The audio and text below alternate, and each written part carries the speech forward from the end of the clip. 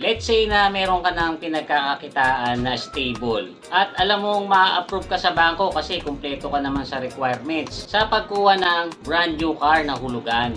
Kaya lang medyo nahihirapan ka mag-decide kung ano ba ang kukunin mo. Anong brand, anong klaseng sasakyan, anong variant or gaano katagal ang terms na gagawin mo.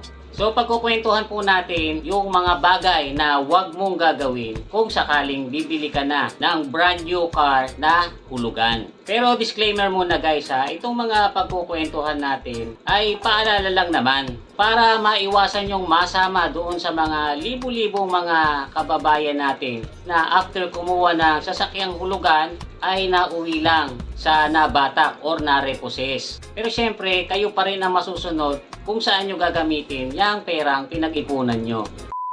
So ito po ang number 1, tsaka ito po yung pinakamahalaga. Huwag na huwag po kayong kukuha ng sasakyan na hulugan na ituturing yung isang investment. Tapos hindi nyo naman pala talaga kailangan or hindi nyo naman pala talaga gagamitin ng madalas. Kasi guys, ang sasakyan po ay hindi magandang investment kung hindi nyo naman talaga kailangan. Parang cellphone po yan na once na binili nyo, kinabukasan po niyan ay second hand na yan at magsisimula na po mag-depreciate ang value niyan. Sa ating po mga Pinoy ay talagang itinuturing natin na status symbol ang pagkakaroon ng isang sasakyan. Kaya madalas masabi lang na mayroong sasakyan ay napapasubo sa hulugan. Tapos bihirang-bihira naman palang gagamitin. Mayroon nga po akong tropa kumuha ng Honda HR-V at mag-aapat na taon na po niya itong hinuhulugan. Sa loob po ng 4 na taon na yon ay hindi pa nakaka 10,000 kilometers ang natatakbo nito. Isang taon na lang mababayaran niya na.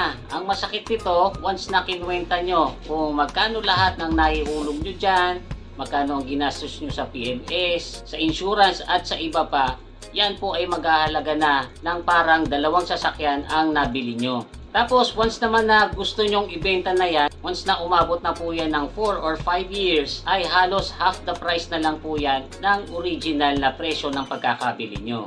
Ang advice ko lang guys, yung pera na ihuhulog nyo sa bangko na tumutubo para sa isang sasakyan ay i-invest nyo na lang sa ibang mga bagay na pwede kayong kumita. Katulad ng real estate o kaya naman ginto. Kasi yung mga ganyang bagay habang tumatagal ay tumataas ang value. Kasi sa totoo lang naman kung kailangan nyo ng sasakyan ay marami pong narerentahan. Mayroong mga sasakyan na pwede nyong rentahan na may kasamang driver or meron namang mga sasakyan na kayo mismo ang magdadrive. Pero gaya nga po na sabi ko sa inyo kanina, kayo pa rin ang masusunod kasi pera nyo naman yan na pinaghirapan nyo. Kaya kung saan nyo yung gustong gastusin ay kayo ang bahala. Pero kung hindi kayo papipigil, ito pa po ang isang paalala.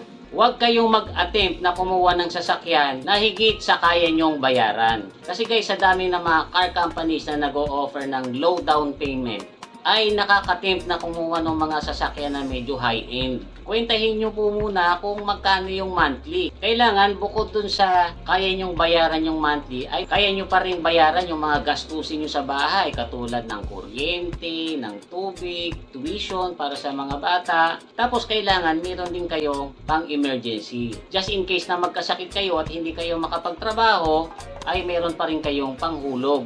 Hindi nyo naman pwedeng idahilan sa bangko na kaya kayo kinulang sa panghulog ay nagkasakit kayo. Yung mga bangko po ay wala po yung awa. Kasi hindi kayo nakabayad, babatakin po niyan yung sasakyan nyo. Tapos guys, ilalagay nyo sa isipan nyo na once na kinuha nyo yung sasakyan na yan, hindi po nagtatapos yung babayaran nyo doon sa monthly payment. Ipapa-PMS nyo po yan na magastos din. Tapos magbabayad din kayo ng insurance taon-taon. Kaya kailangan bago kayo kumuha ng sasakyan, tansyado nyo na meron kayong pasobra para hindi kayo magkautang-utang. Huwag kayong kumuha ng sasakyan na mas malaki doon sa pangangailangan nyo. Tayo po kasing mga Pinoy pagka kumukuha ng sasakyan, lagi nating kinoconsider yung mga extended family. Kaya kung minsan kahit na 3 or 4 lang tayo sa pamilya na kasya naman sa isang kotse, ay kumukuha tayo ng pang 7-seater o kaya naman pang 12-seater pa kung minsan. Kasi iniisip ba yung baka dumating yung time na kailanganing isakay sila tito, sila tita para sa mga out of town trips na bihira namang nangyayari. Hanggat maaari, ang kunin nyo sasakyan ay yung sakto lang sa inyo. Kasi alam nyo guys, yung sasakyan na mas malaki, siguradong mas malaki ang makina niyan. Kaya mas malaki po ang gastos niyan sa fuel consumption. Tapos mas mahal din po ang maintenance ng sasakyang malaki. Mas magastos yan sa change oil kasi mas maraming langis ang kailangan. Pag naupod ang mga gulong niyan, mas mahal din ang gulong kasi mas malaki. Kahit nga sa car wash, pag nagpa-car wash kayo ng mas malaking sasakyan, mas mahal ito. At kahit kayo magka-car wash, mas maraming kakailanganing car shampoo yan at tubig. Tapos isa pa guys, kapag malaki ang sasakyan nyo, matakaw yan sa space. Malaki ang space na mauukupan yan sa garahe nyo o kahit sa kalsada. Nakakadagdag po yan sa traffic natin. At kadalasan pati yung sa pagpapark ay mahirap itong hanapan ng space. Huwag kayong kukuha ng sasakyan na hindi tugma doon sa pangangailangan nyo. Bago po kayo mag-inquire or kumuha ng sasakyan, ay isipin nyong maigi kung saan nyo ba ito talaga gagamitin. Halimbawa, ipang-araw-araw nyo pala, gagamiting service sa trabaho. Pagkatapos sa Maynila or sa Quezon City pala kayo nagtatrabaho na napakadalas ng traffic. Huwag kang kukuha ng sasakyan na malaki ang displacement ng makina, yung mga tipo 1.5, 1.8 or pataas. Medyo malakas na po yan sa fuel consumption. Marami kayong mauubos na fuel sa traffic pa lang. Kung kasya na kayo dun sa mga naka 3-cylinder na hatchback, yun po ang mas advisable kasi napakatipid po niyan lalo sa city driving. Tapos ganun din naman kung halimbawa ang pangangailangan mo naman ay kakargahan mo ng mabibigat, huwag kang kukuha ng sasakyan na maliit ang displacement. Katulad ng mga 800cc, 1.0, 1.2 kasi mapupuwersa lang po yung makina niyan. Mas advisable na kumuha ka ng naka-diesel engine. Or kung ayaw mo naman ng naka-diesel, ay pwede rin yung di gasolina pero mas mataas-taas ang displacement para hindi hirap yung makina. Ngayon guys, pagdating naman po sa brand, yan madalas itinatanong sa akin anong daw bang brand ang mas magandang bilhin na sasakyan? Wala naman po akong i-endorso sa inyo pero ang i-advise ko lang ay kumuha kayo nung ang brand ay matagal na nandito sa Pilipinas. Yung tipong marami silang kasa dito na pwede nyo puntahan anytime na gusto nyo paservisan yung sasakyan nyo. Or kaya naman, pumili kayo ng brand na maraming mabibiling pyesa. Kasi sa ayaw nyo sa gusto, dumadating po sa sasakyan yung nasisira. At napakasakit po sa ulo nung alam nyong gagastusan nyo yung sasakyan nyo dahil sira tapos wala pa kayong mabiling pyesa.